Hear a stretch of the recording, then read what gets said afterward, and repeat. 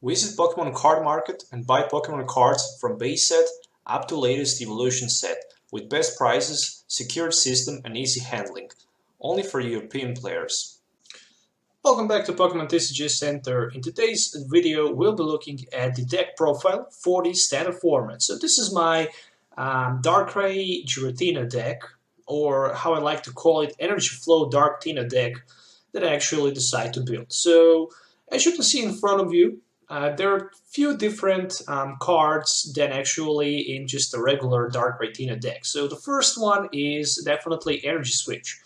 Basically, with the Energy Switch, you have ability to move basic energy from one of your Pokemon to another one, which is always a good thing, especially if you can start with, let's say, Darkrai-EX in the active position. And if you can find max elixir and energy from your hand, you can easily have powered up your Darkrai-EX in the active spot, and you can be ready to strike with the Dark Pulse for so many damage, depending on how many max elixirs you can get turn 1. And the second card definitely that is very interesting here is a Max Potion. Basically with the Max Potion, we can easily heal all damage from one of our Pokemon in play. Then we need to discard all energy attached to that Pokemon. Well, that's, I guess, not a big deal, because we can always discard 2 energies, let's say, from our Darkrai-EX. And we can easily use 2 energy switches, for example, from our other Pokemon, and we can bring them back to the Darkrai. And that Darkrai can actually have full 220 HP if it actually has Fighting Fury Belt attached on it. And he can go just for another 100 or 150 or 200 damages, depending on your amount of the energies in play. So in theory, deck works perfect. But what about in real life? Well, I actually tested in a few games, and I must say that actually works very, very good. Actually, it's very surprisingly good. So, as you can see right here, 9 Pokemons, 38 trainer cards, and 13 energies. So, from Pokemon line, I'm running 2 copies of Shaymin for the setup. In addition to that, there is 1 Hoopa-EX. So, Hoopa is very important because if I can go turn 1 for Ultra Ball and put my Hoopa on the bench, I can easily set up, let's say, Darkrai, Yveltal, or backup attacker Giratina-EX, in most cases Giratina-EX because of the double dragon energies, and let's say 1 Shaymin-EX for extra draw support. Then I will have like 4 Pokemons in play on the bench, which means that I can put 1 more Pokemon on my bench, and before I actually decide to go with my Parallel City and remove 2 unnecessary Pokemons like Shaymin and Hoopa from play, which is always good. And the most important thing is that I can bring them back with the Super Road and later play again. So that's definitely a good combination. For the main attacker here is definitely going to be Darkrai-EX, because with the Dark Pulse, Darkrai can strike for 20 plus 20 more for each Darkness energy attached to all of my Pokemons in play, which is very important because having Giratina-EX on the bench with double dragon energy, I can easily strike for 40 for each double dragon energy, because each double dragon energy will also provide darkness energy. So that's 40 additional damage. And depending on how many energies I'm going to be able to strike with my max elixirs and how many energy switches I'm going to be able to find, I can just easily turn 1, but even turn 2, strike with my active Pokemon for maybe even 1-hit knockout against my opponent Pokemons in play. So that's very, very a good combo. In addition to that, of course, 1 baby Yveltal with a Oblivion Wing can always help in the situations when I can pretty much finish my opponent active Pokemon for 30 or 40 damages, and even maybe put 1 more energy from my discard pile to my benched Pokemon in case I just decide to use my Max Potion, for example, on my Darkrai-EX. In addition to that, there is 1 Yveltal-EX, just because Yveltal is a great card in the mirror matches, because it can easily counter Giratina-EX with only 2 energy cards. Basically, Giratina will have like 4 energy attached on it, which means that I can easily counter it with my Evil Ball for so many damage counters, and that's always great. And of course, Giratina-EX with Regained Pulse will actually help a lot against those Mega Evolution decks because of the ability. And basically, Chaos Wheel is a very powerful attack, because if we can, for example, power up Giratina turn 1, or maybe even turn 2 to strike with a Chaos Wheel, before our opponent actually managed to put, let's say, Trubbish and Tool on it or any kind of the Spirit Links on his Pokemons, we can easily get a huge advantage with Giratina-EX Chaos Wheel, because we can prevent our opponent from being able to set up properly. If we decide to put Parallel City down to our opponent's side, so he can have more tree Pokemons in play, for example, he's not going to be able to play Hoopa and expand his bench for a lot of Pokemons. That's definitely strong against decks that actually depend on the setup.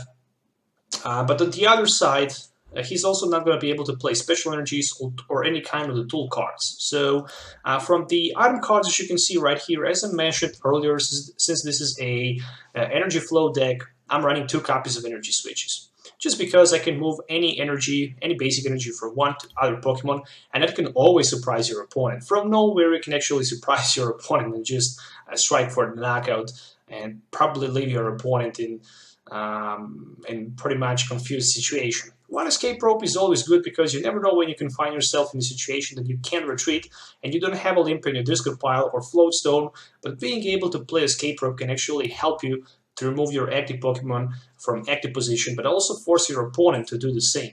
So that can also be good against your opponent. On the other side, 4 copies of Max Elixir will provide extra acceleration for this deck. So if I can find in top 6 cards basic Darkness Energy, I can easily attach it to one of my benched Pokemons. As I mentioned earlier, one Max Potion is here just as a tech to heal all damage counters from one of my Darkrais and just be able to strike again for a lot of damage. Then I'm running 1 copy of Special Charge just because I can recycle back my Double Dragon energies and I can easily bring them back onto my Giratina-EX, so I can have 4 extra damage with my Darkrai-EX. In addition to that, 1 copy of Super Rogue will help me to recycle back my Darkness energies, just in case I was forced at the beginning of my turn with the Sycamore discard like 3 energies without being even able to play a single Max Elixir. That's the reason why Super Rogue can actually be very, very great, especially a late game. For the best consistency in this deck, I just decided to play 4 copies of Trainer's Mails, 4 copies of Ultra Ball, and 4 copies of Weeya Seeker.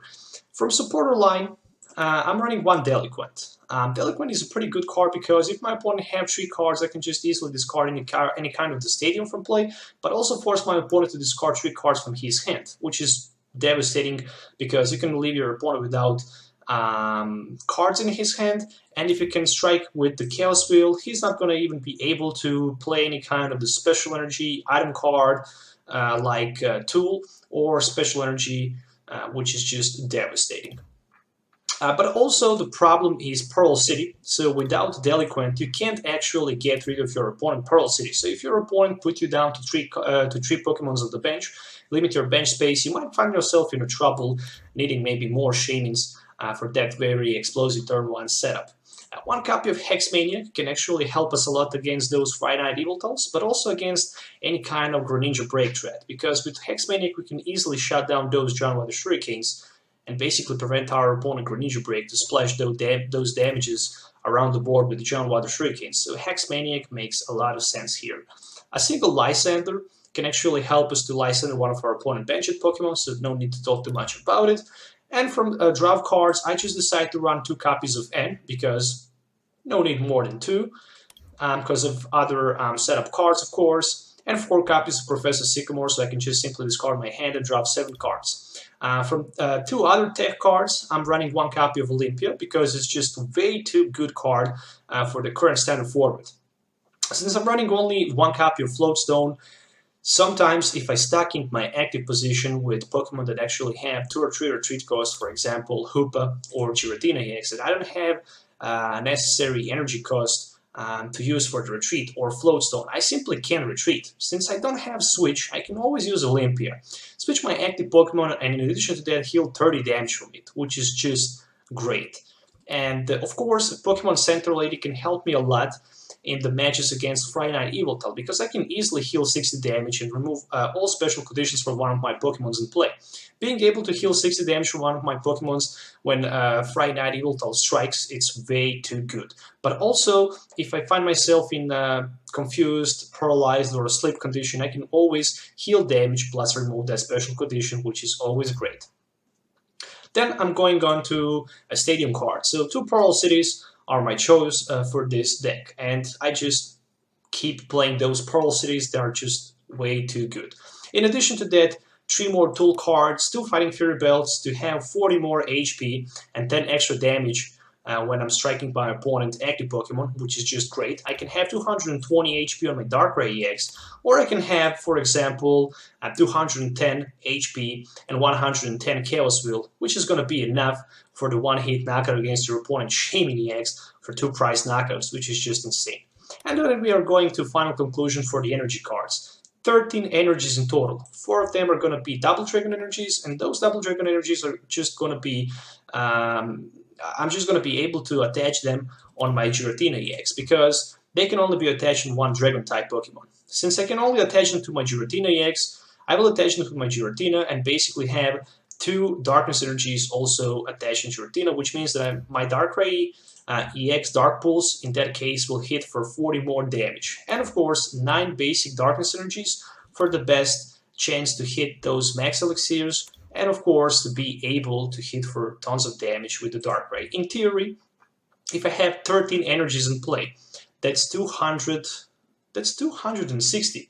Plus 20 with the Dark Pulse, that's 280, and with the Fighting Fury Belt, that's 290, which is even enough to one-hit knockout Yveltal-EX with Fighting Fury Belt, which leaves us to the final conclusion for this deck.